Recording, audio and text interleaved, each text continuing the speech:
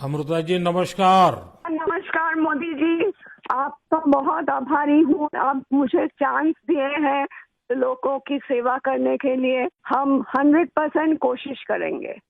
आपका चुनाव अभियान कैसा चल रहा है? अभी तो हम निकले हैं तो एक बीजेपी को उनका पिता का देहांत हो गया। हम इधर ही आए हुए हैं तो अभी वापस जाके हम प्रचार में ही निकलेंगे। अमृता जी, आप महाराजा कृष्णराय चंद जी की विरासत को आगे ले जा रही है।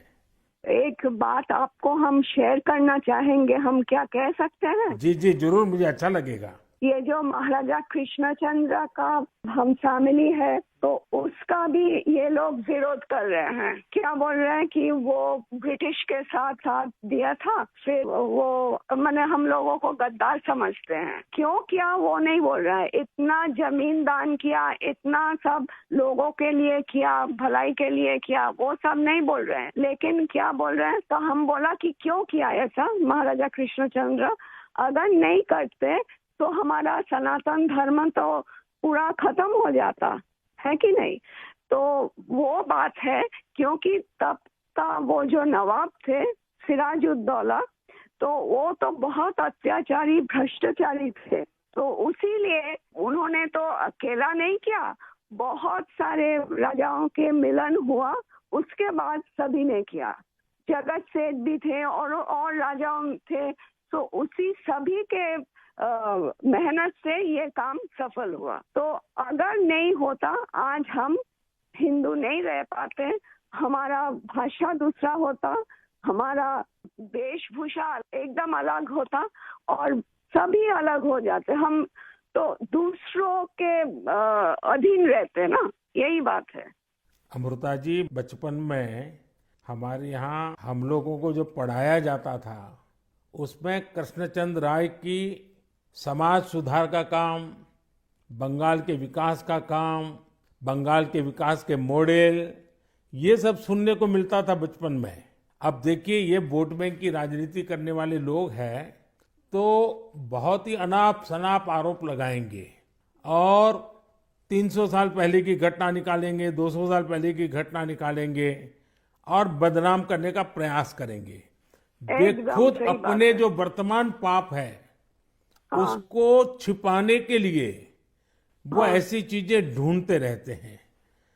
लेकिन जब भगवान राम की बात आती है, भगवान राम की बात आती है तो वो कहते हैं कि सबूत कहाँ है, इतनी हाँ पुरानी हाँ बात क्यों सही बात, निकालते हो। सही बात। लेकिन जब कृष्णचंद्र राय की बात आती है तो वो तुरंत निकालते हैं।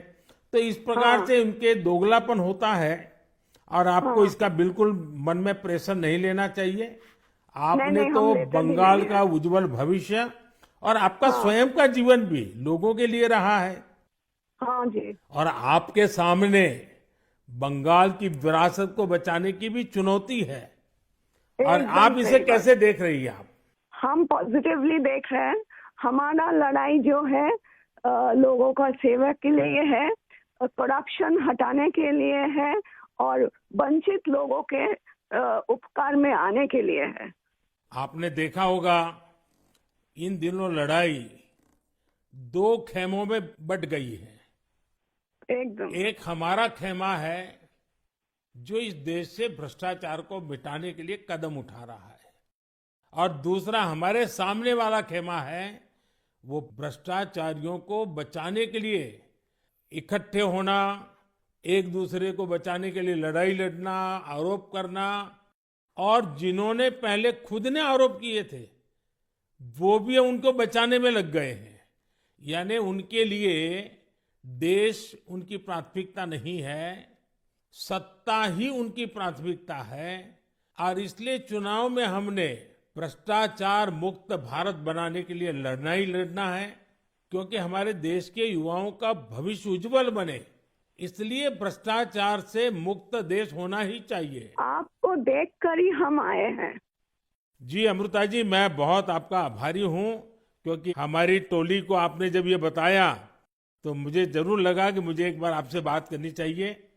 अमृता जी, बंगाल के अन्य इलाकों की तरह हाँ जी। कृष्णा नगर में भी बीजेपी को बहुत उम्मीद के नजर से देखा जाता है। अब आप वहां लोगों से मिल रही हैं, आपको भी लोगों का उत्साह उमंग फील होता होगा। बहुत जनों ने बोला उन लोगों का डीए अटक गया। बहुत जनों ने बोला स्कूल में भर्ती कराने के लिए लाखों का पैसा चाहिए। बहुत जनों ने बोला हमको कि हमको बोला था कि घर देंगे, नहीं दिया। तो क्या बोले इसको। अमृता जी, मैं आपको एक बात बताता हूँ। हाँ जी। मैं एक लीगल एडवाइस ले रहा हूँ। हाँ, प्लीज बोलिए। हमने बंगाल में ये ईडी वालों ने करीब 3,000 करोड़ रुपया इनका अटैच किया हुआ है। अब ये पैसा गरीब आदमी का पैसा है। किसी ने शिक्षक होने के लिए पैसा दिया, किसी ने क्लार्क होने के लिए पैसा दिया।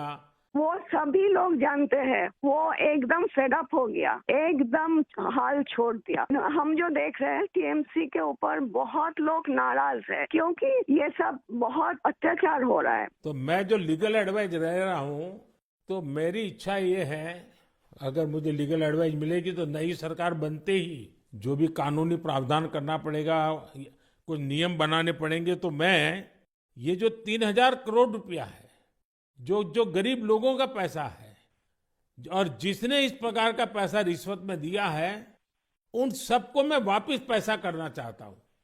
तो आप पब्लिक में जरूर बताइए कि मोदी जी से मेरी फोन पर बात हुई है और उन्होंने कहा है कि बंगाल के लोग विश्वास करें कि जो 3,000 करोड़ रुपया ईडी ने अटैच किया हुआ है, वो 3,000 करोड़ रुपया गरीबों का पैसा है बंगाल के, और वो उनको वापस देने के लिए कोई न कोई रास्ता मैं खोजूंगा। ये जरूर बताइए आप लोगों को। हम बोलेंगे। अमृता जी, पूरे बंगाल में बड़ी संख्या में लोग बीजेपी के साथ आ रहे हैं। जब आप क्षेत्र के लोगों से बात करती है, वो क्या बात करते हैं? अपनी अपेक्षाएं आपको बताते हैं क्या? हाँ, बताते तो हैं। आपके कामों पे हमारा भरोसा है, ये सब बताते हैं। और हम पूछते हैं कि महुआ मैत्रो का क्या होगा, बोलो उसको तो जेल ही जाना है। अच्छा, लोग बोलते हैं। हाँ जी। अच्छा, ये मोदी की गारंटी को लेकर आपके लोकसभा के क्षेत्र में लोगों तक बात पहुंची है? हाँ हाँ, हम तो बोले हैं। तो बोला मोदी जी की तरह हमारा भी गारंटी है, हम जरूर कोशिश करेंगे आपका सेवा में आने का। अमृता जी, मुझे बहुत अच्छा लगा आपसे बात कर करके, और मुझे विश्वास है कि आप विजयी होकर के आपके परिवार की जो बंगाल की सेवा करने की परंपरा रही है, उस परंपरा को आप आगे बढ़ाएगी। आपने चांस दिया है, इसलिए हम आभारी हैं। आपने ये चांस मुझे सौंपा है। बस आप जीत करके आइए, हम मिलकर के बंगाल के लोगों की बहुत सेवा करेंगे। और आप भी जीतने के बाद पहले 100 दिन में कृष्णनगर में क्या करना है, उसका पूरा काम निकाल के रखिए। मैं पूरी तरह आपके साथ खड़ा रहूंगा, और उसमें से जो भी काम भारत सरकार को करने होंगे, वो तुरंत कराने का हम प्रयास करेंगे। आपका आशीर्वाद मुझे चाहिए बस। जनता का आशीर्वाद हम सबको चाहिए। जनता का आशीर्वाद ही हमारी सबसे बड़ी ताकत है। लेकिन आप मुझे गाइड करिए, ये हमारा रिक्वेस्ट है। नहीं, बिल्कुल हम संपर्क में रहेंगे, और मेरी आपको बहुत शुभकामनाएं हैं। बहुत बहुत धन्यवाद जी। नमस्कार।